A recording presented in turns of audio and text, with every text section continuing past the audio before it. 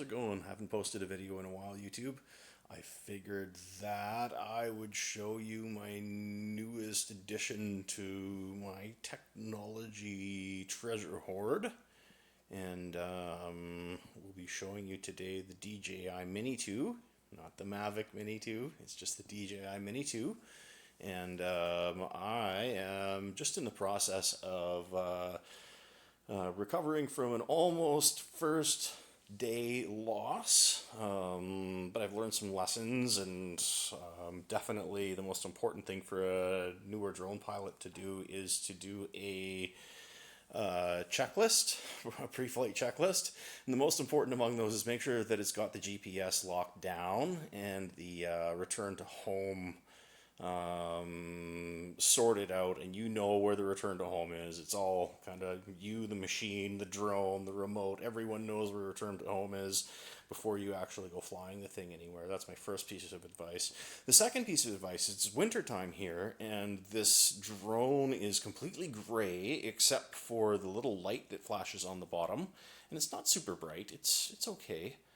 But I think the solution to that is, of course, paint, and that's what I'm here to show you today. So I plan on painting the drone in classic racing arrow stripe, okay? Which means I'm going to have an arrow pointing the direction that the drone travels, and I might have a couple of tail feather decals at the end as well. And I'm just doing this all manually. I'll probably actually paint it with a Q-tip. I'm using masking tape to actually tape out the drone. So I'll show you how I'm taping it out. Just for ease of painting and so on and so forth, I am going to go with a big fat arrow stripe size.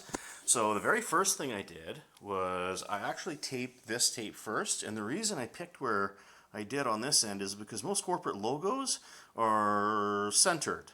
And in this particular case on the drone, it's dead center, right there where the D ends at its most extreme, facing the camera left-hand side. So I picked that point right there. I don't know if you can see that.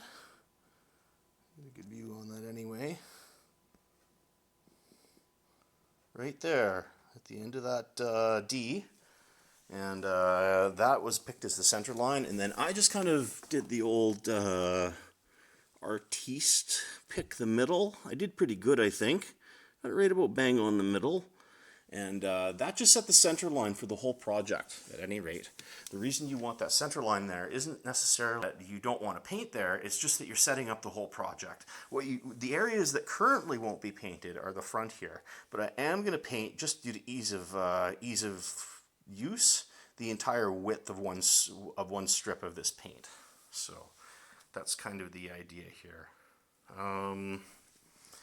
I will continue doing the next step in the taping, and that will be cutting this longer section and then just adding in the actual outer boundaries of that first tape cut.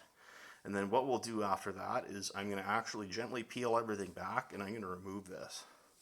But we'll see, one step at a time. It is the point where the armature meets the fold point. So I'm just going to peel that off, and that'll be the actual exposed point for the paint, or at least part of it, because I do have to figure out where the center line of the center line is. You'll see what I mean in a minute.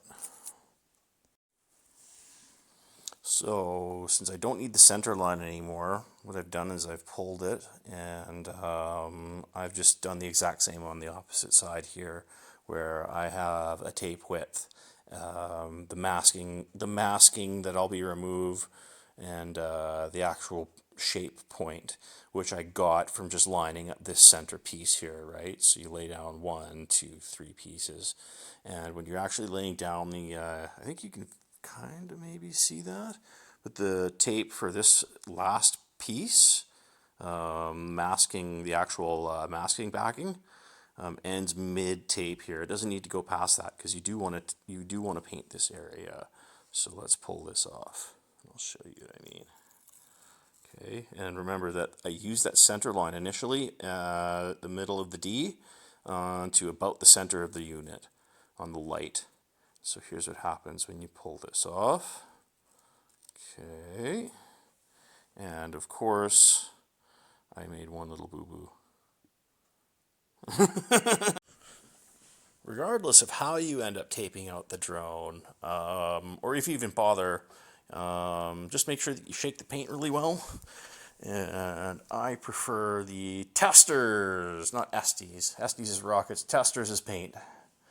But they're often used together, and with drones it's no different. Of course, I got the hyper bright colors for easy retrieval of your drone when all else fails, which would have helped actually the other day as it was lost in a snowbank. So here we go. I'm going to get out a Q-tip and I'm just going to start swabbing that on. So I'm not really great at this. I've never been a model painter. I'm not a Warhammer guy and don't paint models and stuff like that. This is pretty crude, but the general idea is just tape off the sections you don't want paint on and paint the sections that you do want paint on. Because actually the front part is ready, I think, to peel. And it won't run too hard or too far. I'm going to give it 5 minutes. You don't have to give it like an hour. You don't have to let it dry, but yeah, let it puddle up on the top and look good for when you rip that paint off. But let it puddle up and get it ready for when you rip that tape off. Anyway, get crafty with whatever you end up doing. Don't make any bad paint strokes or you'll get paint where you don't want it on your drone. That's the point of taping. And when you pull off the tape finally, you should end up with some nice good cut lines, which did happen when I had actually pulled off the arrow mark lines. Once I pull off the final paint, it'll look really cool. It'll be like this arrow shape with that little hash mark on the back, which I'll probably turn into some sort of like second. You'll see. It'll be cool. Get creative. This is your own project, but I'm just showing you that you should probably like tape things out somehow, even if you don't care too much. Kind of like me. It'd be nice to get like a Count's custom paint job on the thing, but that's probably not going to happen. So I don't know if you can tell or not, but I did add a second coat really quickly, just as soon as it was tacky. I have things I want to do besides this tonight. But anyways, I put on a nice good second coat, and that way it's indisputably orange. Indisputably orange drone. And we all know whose that is. So it should help with orientation. When I crash it or land it, I'll always know where the front is, and I'll probably flip it over in a few minutes here and do the same thing.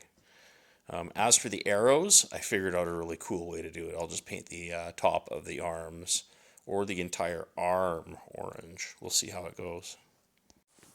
So I gave that second coat a good 30 minutes to dry. Yeah, let's peel the tape off and have a look. And just to make sure I know what I'm doing here. Yeah. I don't really want to paint back anymore. I just wanted those hash marks on there. So we'll rip this bad boy off here. Get a nice clean line as you tear there. See? I mean, like I said, this is not Count Customs, but just better than scratching it on there by hand. Tape will sticky on things, but you know, just pull that off. You get a little bleed on it if you didn't have the tape pressed down good. I mean, it's squarer than by hand, like I said. And as for the money shot here, you can actually see,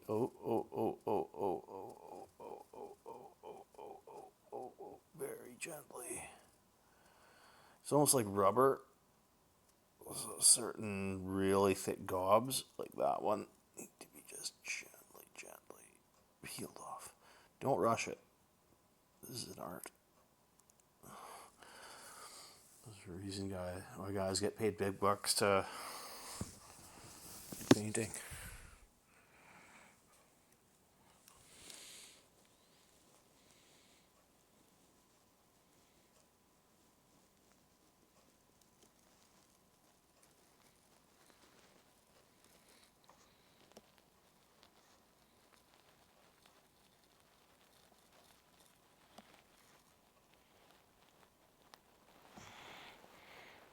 she goes.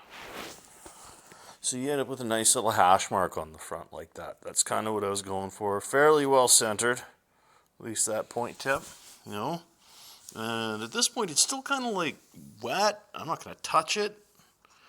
It's just good enough to pull the tape off, which is what I was going for here. Because I wanted to see. I'm impatient. So, like a good painter would wait, you know, overnight, and then he'd like, oh, retape it, or I'm kind of an ass painter, so just pull it off. It won't be perfect as far as like some of the little details go, because I am not a perfectionist. But I'll be able to see my drone in the snow.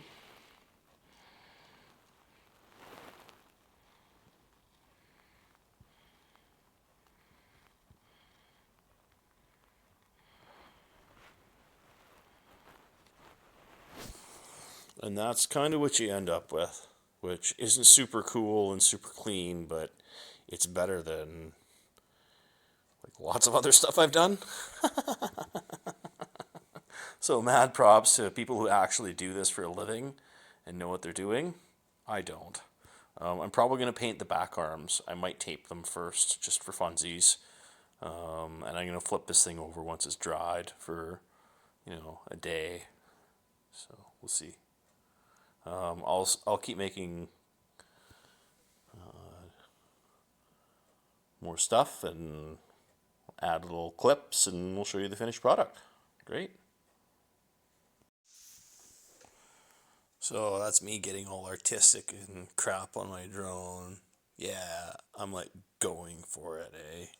The highlights on the top here, like those little pinstripes on the back cover there. It's gonna look slick. I just hand painted all the little dashes and so on and so forth. And this stuff is good paint. It will pretty much not go anywhere once I dry it, once it's totally dry. I also put a couple little tiny drops on the props there. I hope that doesn't bugger anything up, but it shouldn't. It's like, you know, 50th of a gram in paint I've added to each of those prop ends, and about the same on each one.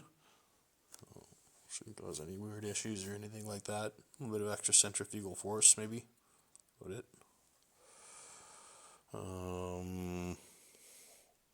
Watch as my next video becomes, do not put anything ever on the props, not even paint. So, anyways, that's my how to paint your drone. It's kind of like, you know, on a drone this expensive is like tattooing something. So make sure it's what you want to do. I definitely did, because I live in a cold, snowy place, and that big checker mark arrow on the top will be key in me finding it sometimes. I'm sure of it. So